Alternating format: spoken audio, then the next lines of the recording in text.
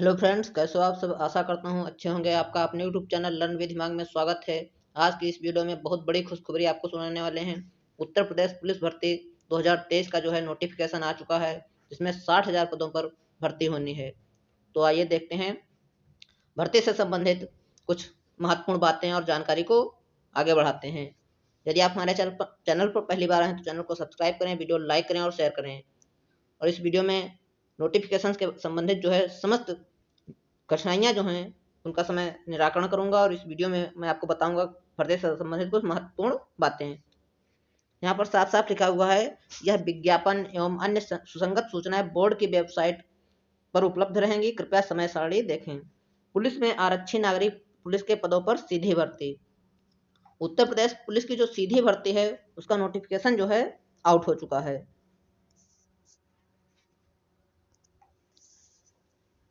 Uttar Pradesh police में पुरुषों एवं महिलाओं के लिए आरक्षी नागरिक पुलिस के पदों पर पे बैंड 5,200 से 20,200 ग्रेड पे 2,000 नए वेतनमान में वेतन मैट्रिक्स रुपए 21,700 के अंतर्गत निम्नलिखित रिक्त पदों को भरने के लिए ऑनलाइन आवेदन पत्र आमंत्रित किए जाते हैं।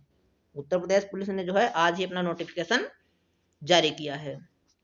आरक्षी नागरिक पुलिस, यहाँ देखते हैं किस किस कैटेगरी के लिए जो है पदों की संख्या कितनी है। तो आइए देखते हैं। अनारक्षित श्रेणी जो है उसके लिए 24,102 पद हैं। अनारक्षित अनरिजर्व है। ईडब्ल्यूएस के लिए 6,024 पद हैं।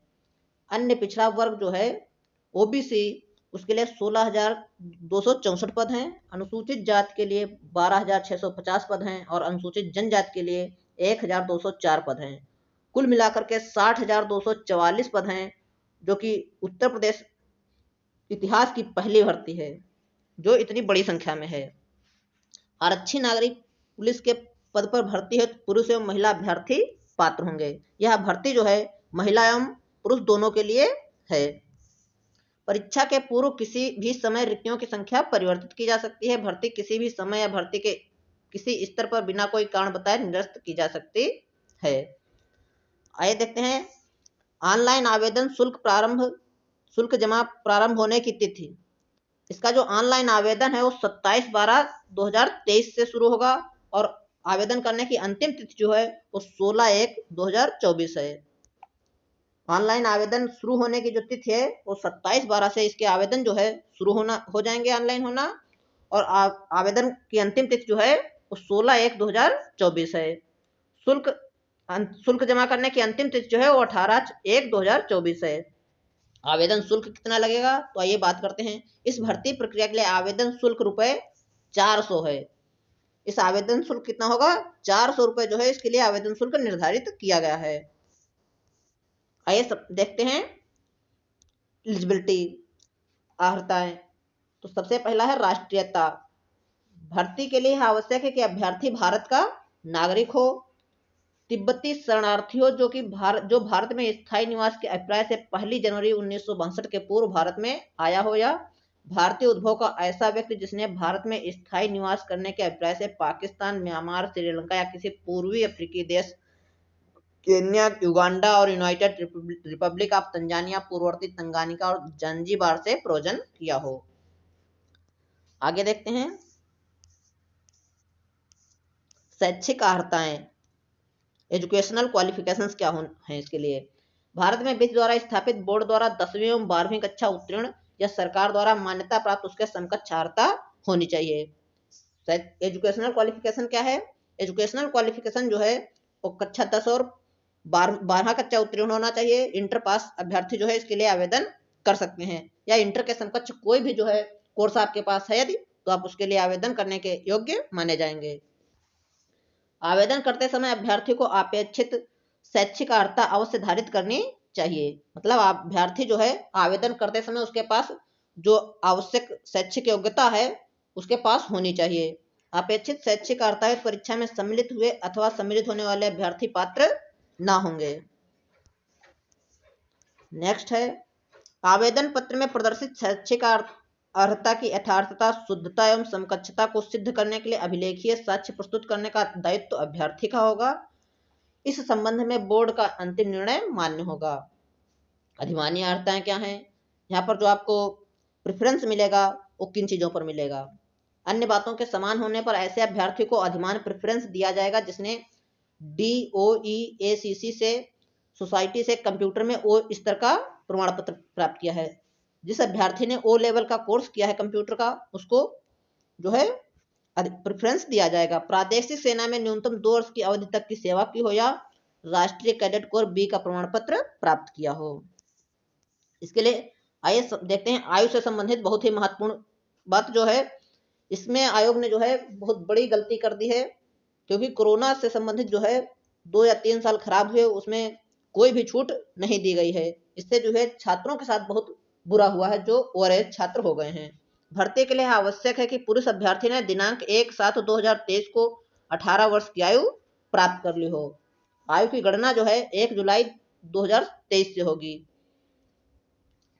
और 22 वर्ष की आयु प्राप्त ना की हो, अर्थात 18 साल से कम और 22 साल से अधिक की आयु नहीं होनी चाहिए। अर्थात अभ्यर्थी का जन्म जो है वो 2 जुलाई 2001 से पूर्व तथा 1 जुलाई 2005 के बाद का नहीं होना चाहिए। यह आयु संबंधित योग्यताएं जो हैं वो पुरुष मेल अभ्यर्थियों के लिए हैं और फीमेल के लिए देखते हैं महिला अभ्यर्थियों ने दिनांक 1/7/2023 को 18 वर्ष की आयु प्राप्त कर ली हो और 25 वर्ष की आयु प्राप्त ना की हो, अर्थात अभ्यर्थी का जन्म 2 जुलाई 1998 से पूर्व तथा 1 जुलाई 2005 के बाद का नहीं होना चाहिए।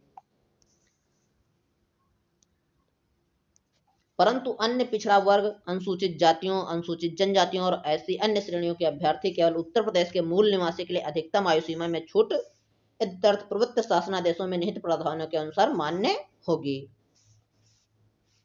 चरित्र प्रमाण पत्र। अभ्यर्थी का चरित्र ऐसा होना चाहिए कि वह सरकारी सेवा में समायोजन के लिए सभी प्रकार से उपयुक्त हो सके। नियुक्त पदाधिकारी द्वारा इस संबंध में अपना समाधान किया जाएगा।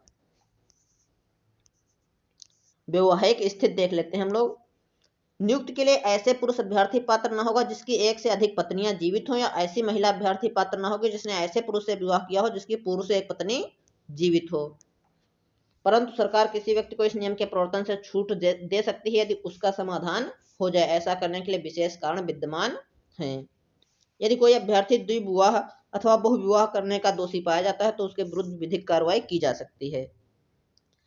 अब बात करते हैं शारीरिक स्वास्थ्यता संबंधित।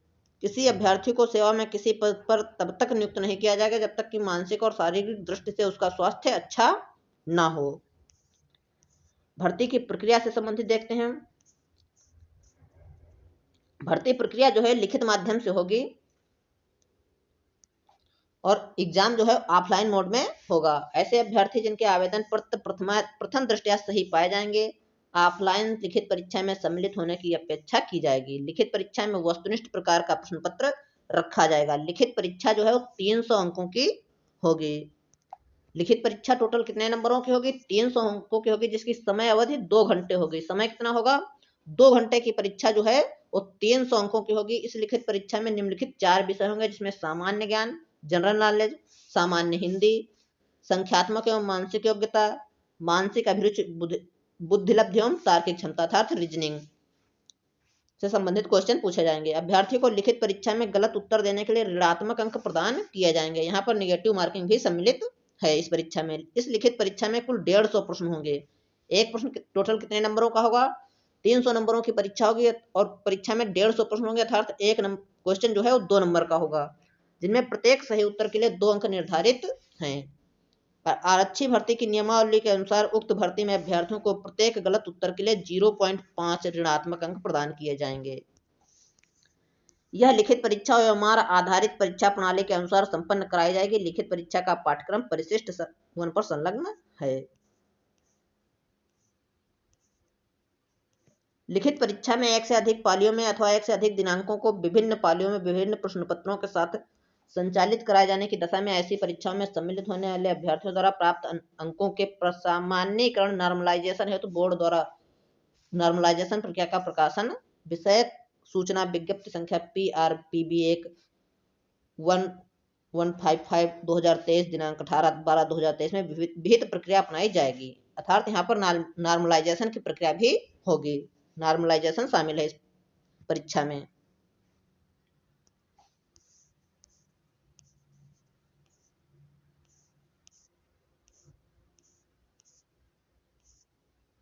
अब बात करते हैं हम फिजिकल स्टैंडर्ड टेस्ट की, पीएसटी की, शारीरिक मानक परीक्षण की। यहाँ पर जो है पुरुषों के लिए न्यूनतम शारीरिक मानक निम्नवत हैं। ऊंचाई कितनी होनी चाहिए, हाइट कितनी होनी चाहिए मेल की। सामान्य एवं अन्य पिछड़े वर्गों और अनुसूचित जातियों के पुरुष अभ्यर्थियों के लिए न्यूनतम ऊंचाई जो है 168 सेंटीमीटर होनी चाहिए। इससे कम के अभ्यर्थी जो है मान्य नहीं होंगे। अनुसूचित जनजाति के पुरुष अभ्यर्थियों के लिए न्यूनतम ऊंचाई कितनी है, 160 सेंटीमीटर। सीना कितना लिया जाएगा यहाँ पर, सामान्य एवं अन्य पिछड़े वर्गों और अनुसूचित जातियों के अभ्यर्थियों के लिए न्यूनतम सीने का माप 79 सेंटीमीटर बिना फुलाने पर, कम से कम 84 सेंटीमीटर फुलाने पर। अनुसूचित जनजातियों के अभ्यर्थियों के लिए 77 सेंटीमीटर जो है बिना फुलाने पर, कम से कम 82 सेंटीमीटर फुलाने पर सीना होना चाहिए। सामान्य छात्रों के लिए जो है, सामान्य और ओबीसी के लिए 79 सेंटीमीटर सीना होना चाहिए बिना फुलाने पर, और फुलाने के बाद जो है 5 सेंटीमीटर का फुलाव होता है और 84 सेंटीमीटर जो है फुलाने पर होना चाहिए।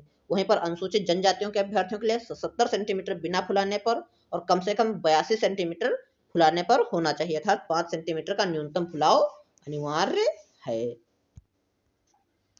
अब बात कर लेते हैं महिला अभ्यर्थियों के लिए न्यूनतम शारीरिक मानक निम्नवत हैं। महिला अभ्यर्थियों के लिए फिजिकल स्टैंडर्ड टेस्ट क्या है, ऊंचाई कितनी होनी चाहिए, सामान्य अन्य पिछड़े वर्गों तथा अनुसूचित जातियों की महिला अभ्यर्थियों के लिए न्यूनतम ऊंचाई 152 सेंटीमीटर निर्धारित की गई है।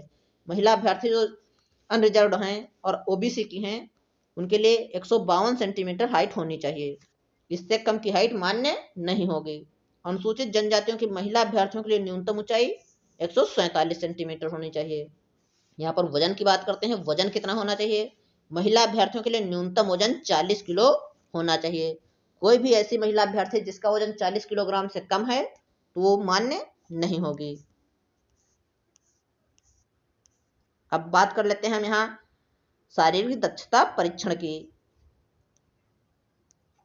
अभिलेखों की समीक्षा एवं शारीरिक मानक परीक्षण में सफल पाए गए अभ्यर्थियों से शारीरिक दक्षता परीक्षण में सम्मिलित होने की अपेक्षा की जाएगी जो अर्हकारी प्रकृति की होगी। इस शारीरिक दक्षता परीक्षण में अर्ह होने के लिए पुरुष अभ्यर्थियों को 4 किलोमीटर 800 मीटर की दौड़ 25 मिनट में और महिला अभ्यर्थियों है तो 2 किलोमीटर और 400 मीटर की दौड़ 14 मिनट में पूरी करनी होगी।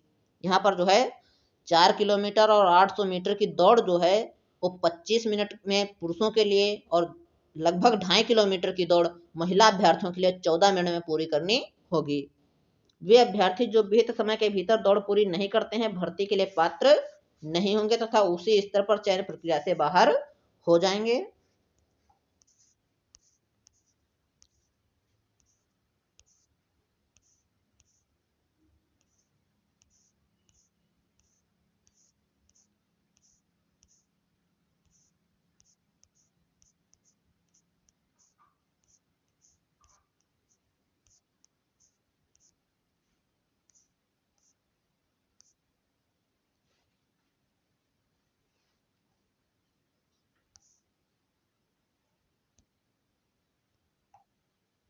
साथियों इस वीडियो में इतना ही, मिलेंगे अगली वीडियो में नए नोटिफिकेशन के साथ।